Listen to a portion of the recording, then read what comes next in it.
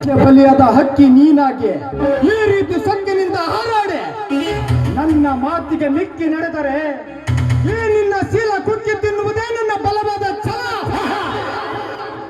ನಿನ್ನ ಬಲಗೆ ಹೇಗೆ ಉಳಿಸಬೇಕು ಅಂತ ನನಗೂ ಚೆನ್ನಾಗಿ ಗೊತ್ತು.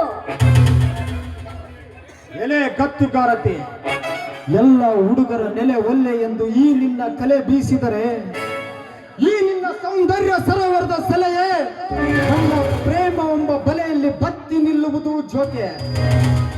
ಆಗ ನಿಮ್ಮಪ್ಪ ಕತ್ತಿ ಕಟಾರಿ ಹಿಡಿದು ತನ್ನ ಅರಮನೆ ತುಂಬೆಲ್ಲ ಚಡಪಡಿಸಿದ್ರು. ಕುಟಿಲವಾಗಿ ಹೋದ ನಿನ್ನ ಶೀಲ ಮತ್ತೆ ಜೀವ ತುಂಬಿ ಬರಲಾರ್ದು. ಮುಚ್ಚಬಾಯಿನ ತಾಕತ್.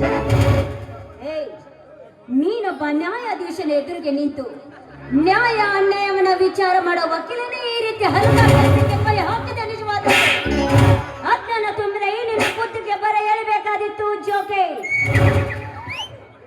ಲೇ ನನಗೆ ಬರೆಯುವ ಹರೆಯದ ಬಾಲೆ, ಅಚ್ಚ ಕನ್ನಡದಲ್ಲಿ ತಿಳಿಸಿ ಹೇಳಿದರು ನಿನಗೆಂತ ತಿಳಿದಿತು ನನ್ನ ಮಾತಿನ ಸರಮಾಲೆ. ನೀನೀಗ ನನ್ನ ಮನದ ಪ್ರೇಯಸಿಯಾಗಿ ಬಂದರೆ